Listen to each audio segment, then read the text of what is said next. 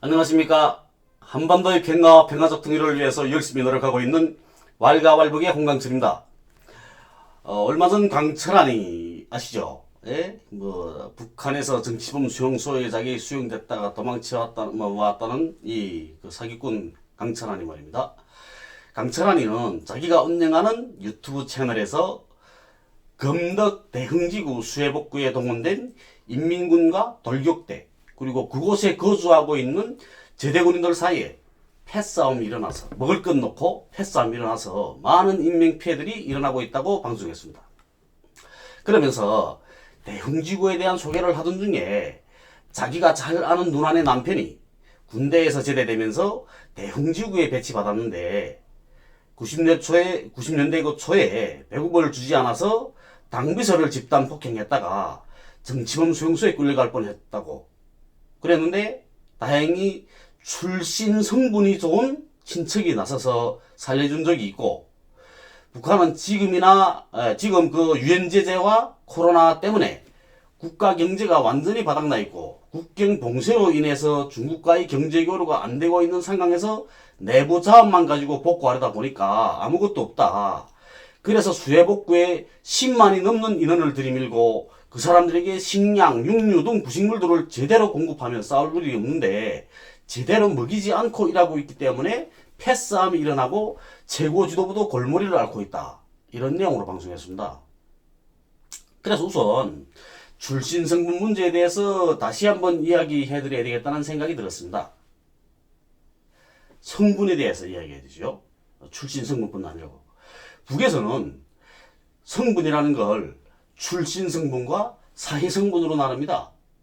이건 사실입니다. 성분에 대해서 이야기하게 되면 먼저 북한에서 직업을 어떻게 나누는가에 대해서 이야기하는 것이 먼저인 것 같습니다. 그래서 직업을 어떻게 나누는가에 대해서 먼저 이야기하려고 합니다. 여기 남한에서도 직업을 나누는 용어들이 있죠.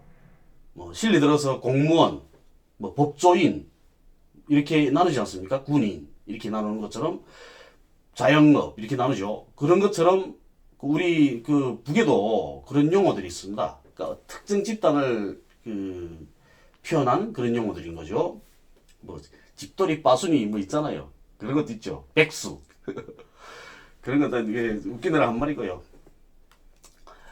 이렇게 북에서는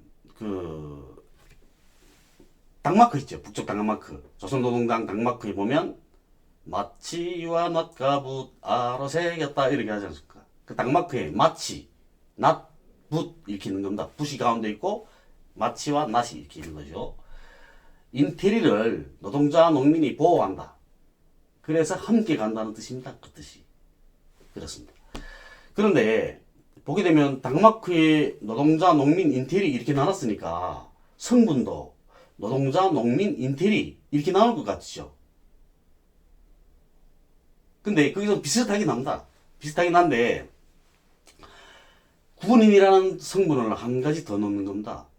그리고 인테리라고 표현 안 하고 성분을 따질 때는 인테리라고 표현하는 게 아니고 사무원이라고 표현합니다. 그래서 북에서는 직업을 노동자, 농민, 군인, 사무원 이렇게 성분을 가를 때는 이렇게 네 가지 성분으로 가릅니다. 노동에 직접적으로 종사하는 사람들을 보고 노동자라고 부르고, 공장에서 노동자들과 함께 일하고 생활하고 있기는 하지만 공장이 관리 일꾼으로 일하는 사람들은 노동자에 속하지 않거든요. 그런 사람들은 사무원에 속하는 겁니다. 그리고 농업도 농업 부분도 같은 거죠. 농민들과 함께 농업 부분에 종사하지만 직접적으로 농사를 짓지 않는 이런 관리 일꾼들이 있거든요. 예? 농장 무슨 노동지도원, 농장 관리지도원, 설비지도원 이런 사람들, 관리위원장, 리당비서 이런 사람들은 농민이긴 하지만 그건 관리 일꾼이기 때문에 사무원에 속합니다. 그런 사람들은. 그리고 군인인 경우에는 군관이든 초기복무사관이든 사관이든 병사든 모두 군인으로 치는 거죠. 그래서 책상에 앉아서 사물을 보거나 연구사업을 하는 모든 사람들은 사무원으로 규정하고 있고요. 그래서 우리 제 같은 경우를 실례 들어 놓고 말하면 저희 출신 성분은 노동자입니다.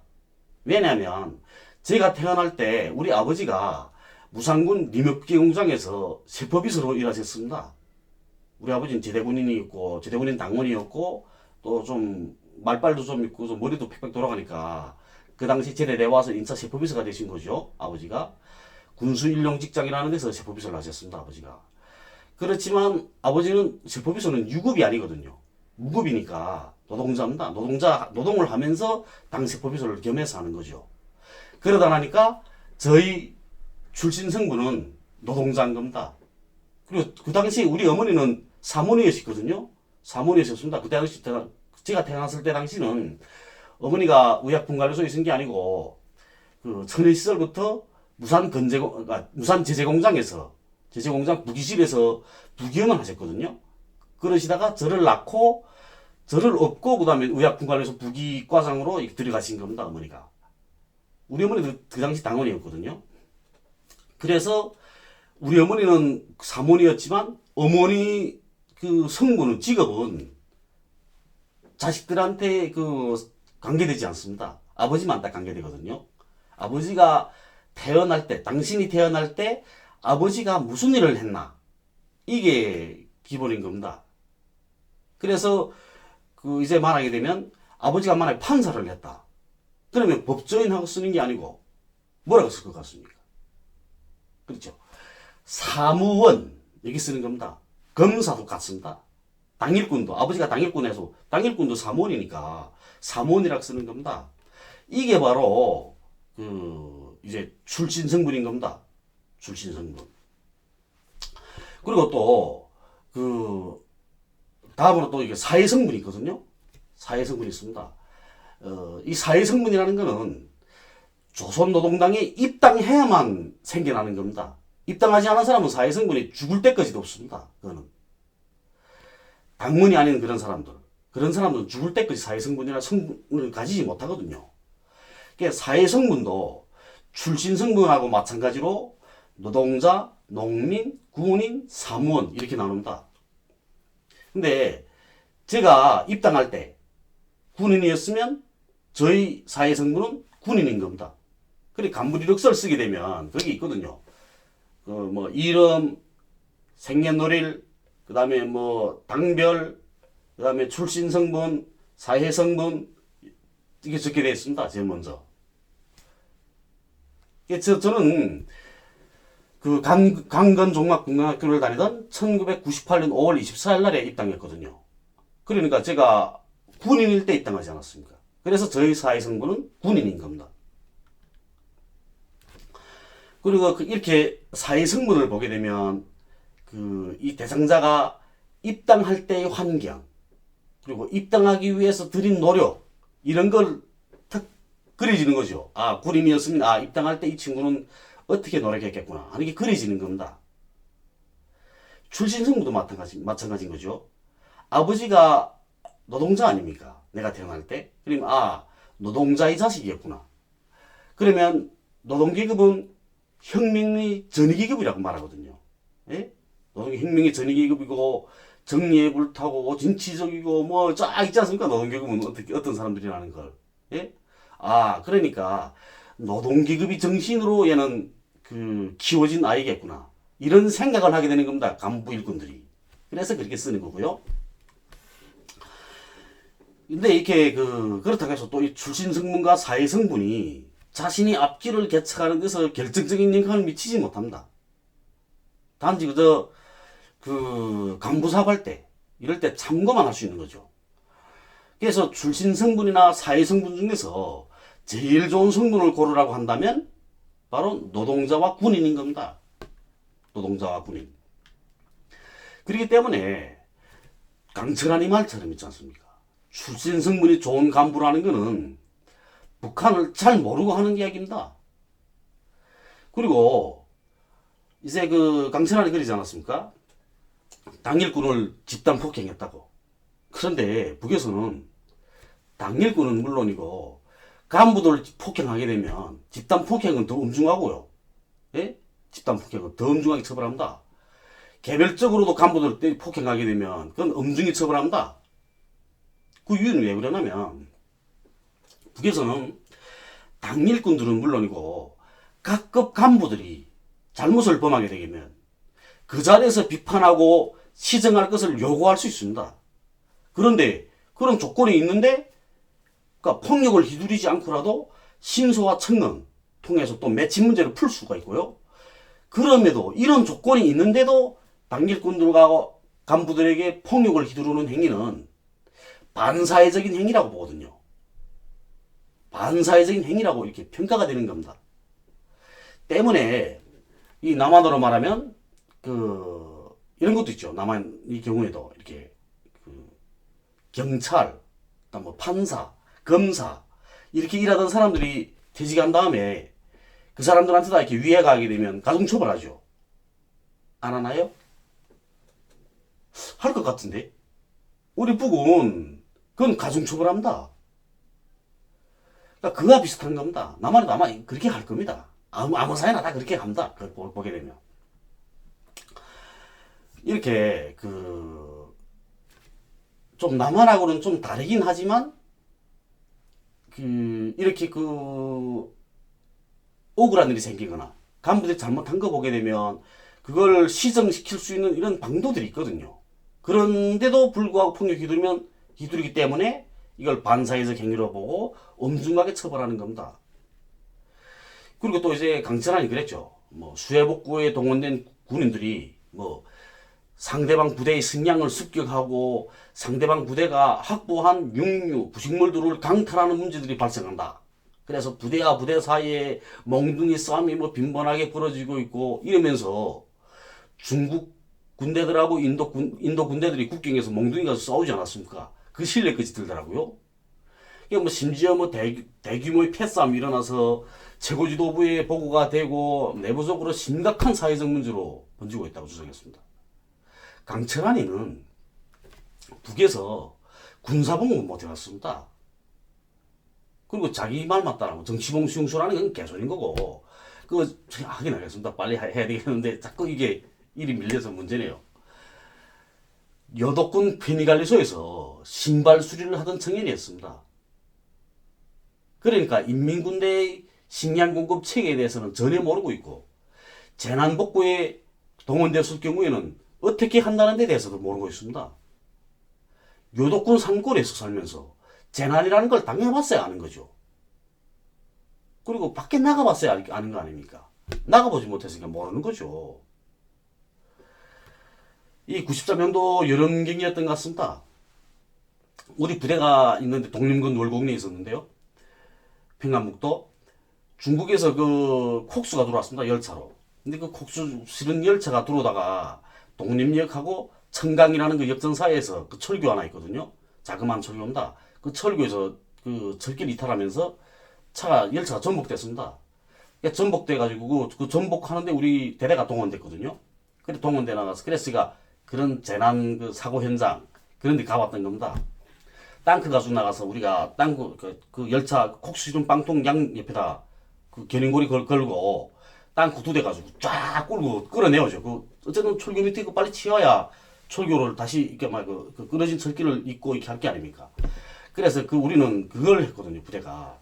그때 나가 보니까 이렇게 천막 치고 현장에서 이렇게 밥 해주는데 그래서 아무 사람 누구나 현장에서 일하다가 배고픔 가서 막 퍼먹고 그래서 오가 또 일하고 이렇게 하더라고요. 규정량대로 아침, 점심, 저녁 이렇게 주는 게 아니고 재난복구 현장에 가면 그렇게 한다. 그리고 또 94년도쯤 되는 것 같습니다. 그때 해일이 있었거든요. 서해바다에 해일이 나서 그때 그 북쪽에 평안 남북도 이쪽에 몽땅 쓸었습니다. 그때 우리 염주군 다사도라는데 다살이 그게 소금밭이 있거든요. 근데 그게 소금밭이 해일 피해를 입은 겁니다. 거기도 제가 동원됐습니다. 그때 군대 때. 그때 우리 대대뿐 아니고 우리 군단이 총동원해. 군단하고 그게 해군 12전대 있거든요. 다사도에. 그래서 그 부대들이 다 동원돼서 그걸 피해복구 했는데 그때도 주석본트로 물자들이 공급됩니다. 우리 부대에서 식량 안 가져가거든요. 위에서 저리 그 물자를 다 공급합니다. 다 물자들을. 식량, 육류, 물고기 다 간식까지 다. 그러니까 그런 재난 복구 나가게 되면 더 잘 먹는다는데요, 부대에서부터. 그래서 그 기억이 있습니다. 더 잘 먹던 기억이. 그래서 이 맨날 재 일어났으면 좋겠다. 이렇게 말하면 안 되긴 하는데요. 그런 생각도 한 적이 있었죠. 우리 친구들끼리도, 야, 이 재난 복구 할 때 또 없어. 그래서 가서, 야, 잘 먹고 힘이나 한번 써보게. 이러면서요. 그리고 제가 전에도 이야기했지만, 북한 농민들은 한 해 농사를 짓게 되면 군량미부터 제일 먼저 바친다. 그리고 인민군대 식량 공급 규정량은 있지 않습니까? 그건 어기지 못합니다. 이건 법이거든요. 식량은 곧 법인 겁니다. 북에서. 정치고. 식량은 곧 정치고 법이다. 이렇습니다. 병사는 800g, 1일 800g 공급하고요. 군가는 700g 공급합니다. 병사보다 적게 공급하거든요. 군가는. 이유가 군가는 병사들만큼 안 뛰지 않습니까? 그리고 꽤 별도 달았으면 조금만 먹고도 참을 줄 알아야죠. 배고파도. 예? 그래서 적게 주는 겁니다. 밥을 퍼도 우리 소대 군관들은 갔거든요. 소대 중대급까지 갔습니다. 우리 국경경비대 보게 되면 다른 부대들은 좀 다를 수 있는데, 그런데 이게 대대급부터는 700g이거든요. 군관이라 다 그 700g인 게 아니고요. 이게 밥을 퍼도 병사들 밥은 쉽게 꼴떡 올라가게 푼다면 군관들 밥은 스쳐서 푸죠. 있겠다. 수평으로. 예? 그리고 군관들이 밥 이렇게 많이 먹게 되면 욕 먹습니다. 병사들한테. 저도 국경비대 있을 땐 그러죠. 야, 밥 적게 풀어. 절반만 풀었다. 이게 쉽게 절반 딱 푸는 겁니다. 밥을. 군관들이 무슨, 야, 개걸 만난다. 국도 조금 풀어. 이렇게 국도 절반 딱 푸죠. 정치도 보이더니 배고파서 더 먹고 싶어도 못 먹습니다. 제가 큰 소리 치는 거죠. 군관들이 무슨, 애들 많이 먹여야지. 그러내고. 제가 그렇게 말하고 말죠. 그랬습니다, 제가. 이렇게 자연재해가 나게 되면, 일어나면, 그러면 최고 지도자가 자기 몫으로 가지고 있는 예비물자들을 푼다.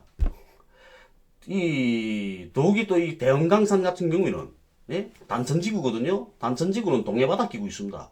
단천 옆에 마천령, 그걸 사이에 하나 놓고, 이쪽은 단천이고 이쪽은 김책인 겁니다. 김책시, 단천시 이렇게 있거든요. 김책시에는 514 수산물 가공공장이라고 대단히 큰 수산물 가공공장이 있습니다. 그게 아마 동해에서는 신포보다도 클 겁니다. 제일 클 겁니다, 아마 그게. 그게 최고사령관 전략예비물자거든요. 그 514라는 건 군대가 최고사령관이 가난하는 겁니다, 그게. 가까운데 그 수산물 가공공장이 있는데, 거기서 부식물도 가져다 먹이겠죠. 폐쌈 먹을 것 때문에 싸움 한다는 게 진짜 말이 안 됩니다, 북한군에서. 인민군에서 어떻게 폐쌈을 합니까? 그리고 또 이제 보게 되면 이제 강철한이 그러지 않았습니까? 부대들이 서로 자기들이 확보한 육류, 부식물 이런 걸 서로 빼앗기게 한다고, 그러니까 강탈한다고 이렇게 말하지 않습니까? 그런데 대흥지구는 산밖에 없습니다, 거기는. 그러니까 부식물을 접수할 데가 없다는데요. 그리고 수해 피해 입지 않았습니까? 몇천 세대의 그 살림집들이. 예? 그랬는데 거기에 무슨 육류를 접수할 게 있습니까? 우리 생각해 봅시다. 저 구례에 갔습니다. 이번에 우리 구례도 집중호우 났죠? 예? 집중호우 피해 입지 않았습니까? 그래서 소들이 막 수영에 가고, 헤엄쳐서 어느 절간에 가고, 이렇게 그런 이야기도 들렸죠. 그리고 당연히 국군도 그게 동원됐습니다. 예? 동원됐다는 건 기사들도 나오고 하지 않았습니까? 그러면 거기에 또 호우 피해 지역에 동원된, 피해 복구에 동원된 국군 장병들이, 그러면 그 호우 피해 지역에서 나는 부식물을 접수해서 먹습니까? 아니죠. 위에서 공급을 다 해주는 겁니다. 북쪽도 갔습니다. 북쪽 인민군도. 그 재난지역에 가면 후방일꾼들이 따로 있거든요. 후방일꾼 전문 물자 물어다가 공급해주고 이렇게 하는 겁니다, 다. 이게 말도 안 되는 거 하고 있는 거죠, 지금. 네? 그리고 또 보십시오. 북쪽이 무슨 경제제재, 코로나 한국으로, 코로나 이런 형국으로 이래서, 그래서 지금 국가 경제가 완전히 바닥내 있고, 내부 자원만 가지고 복구하려니까 아무것도 없다 그러지 않습니까? 그런데 복구라는 거는 있지 않습니까? 세멘트와 철강만 있으면 되는 겁니다. 세멘트와 철근, 예? 철근이 있는 거죠. 살림집들이 지금 되지 않습니까? 살림집들을. 예? 세멘트하고 철근만 있으면 된다, 그게. 무슨 더 필요한 게 없거든요. 근데 생각해 보십시오. 북한에 석회석이 무진장하게 매장되어 있습니다. 석회석이. 시멘트를 만드는 원료, 기본 원료는 석회석입니다. 마그네사 크린카. 단천이 마그네사 크린카 세계적으로 세계 매장량이 25%인가? 어쨌든 거의 절반을 차지하고 있습니다. 마그네사이트 매장량이요. 단천 지구에. 그리고 그 다음에 그러니까 철분이 5%인가 들어가게 되고, 뭐 이런 게 있습니다. 세멘트 만드는데. 여러 가지 석회석이 기본이고, 마그네사 크린카, 뭐 이런 게 들어가, 철도 들어가고, 석고도 들어가고, 프로스가 쪽 적습니다, 이거는. 이게 들어가는데, 그 세멘트가 없다는 건 말이 안 되는 거죠. 그리고, 북쪽에, 철이 무진장하게 매장되어 있지 않습니까? 제 고향에만 하더라도, 300억 톤의 매장량을 자랑하는 광산입니다. 세계 굴지 노총 광산이요. 순도가 62%, 64% 이 정도까지 나간다. 그런데 이렇게 어처구니 없는 그 방송들을 진행하고 있습니다. 그래도 사람들은 다 보고, 예? 거기 그 조회수도 높고 다 그러지 않습니까? 그러니까 그걸 보고 믿으시면 안 됩니다. 이게 정말 그럴까? 이렇게 한 번이라도 의심을 해봐야 되는 거죠. 앞으로 더 좋은 방송으로, 예? 더욱 진실한 이런 내용을 가지고, 예? 또 방송을 하겠습니다. 감사합니다.